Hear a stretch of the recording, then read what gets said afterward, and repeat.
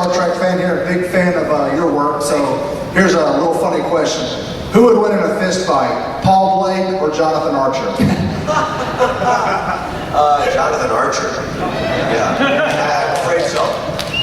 There's a little bit of Jonathan Archer that wasn't the happiest guy, in life. So he had a little bit, and Paul Blake had a little bit of that too. But I think Archer would have. I think it would have been a good fight. A good fight. Let's see, can we make that happen somehow? And CGI. Combine the two. I had a fight in a bar in Texas. I don't know. We have to think about that. I had a fight with Keith Carradine in a bar. And we can maybe put those two together. Think about it. Work on that. Right. Let me know who wins. Next question, please. Yes, I just wanted to ask. You touched a little bit on about taking the role as captain, being the first captain. Was there any trepidation on your part about becoming the first captain, considering the fandom that comes with it?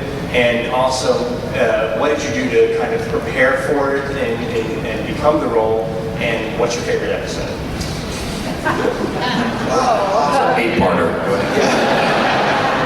Well, I would say that I had a lot of trepidation about taking this, and it was eased by the fact that I was going to be the first captain. So I in my little actor mind, said, because I'm the first captain, I can't do anything wrong, right?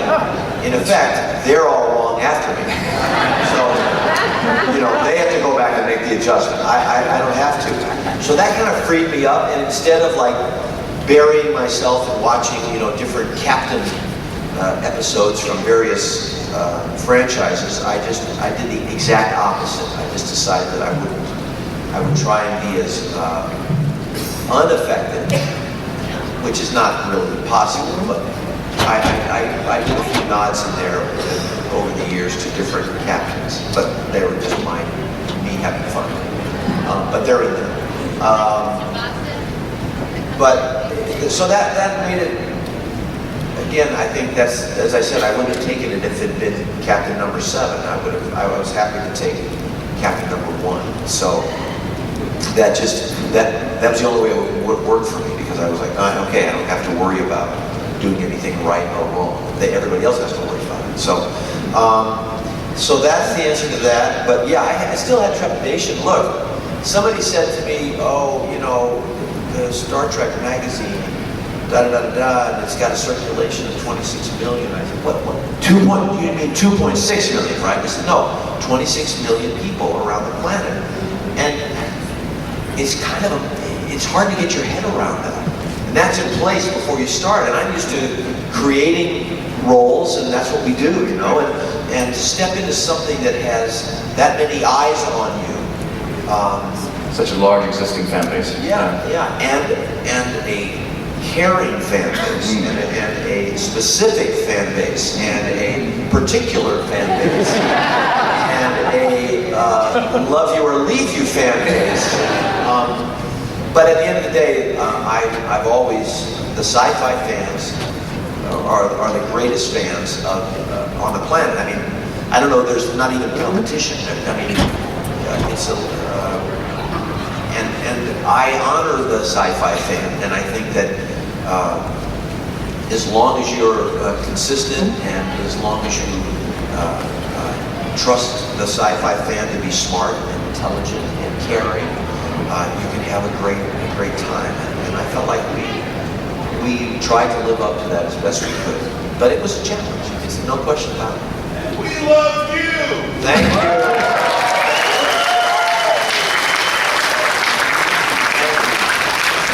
Look, there are a lot of people that kind of were like, well, you guys didn't go 7 years, which meant you're a failure. And I think that was hard, especially for some of the other cast members. They felt like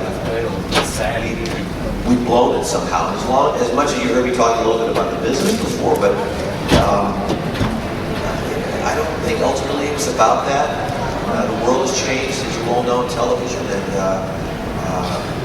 I feel honored that we got 98 episodes of Star Trek Enterprise out there, and it seems to me like the show's popularity is growing, And there are more people that like it now than when we were actually making it. And that's kind of a good feeling too. We kind of felt that that would happen, that when people found it, maybe in the reruns or a couple years later, that it would have a little bit more resonance, being further away from 9/11 and being further away from some of the stuff we were kind of caught in.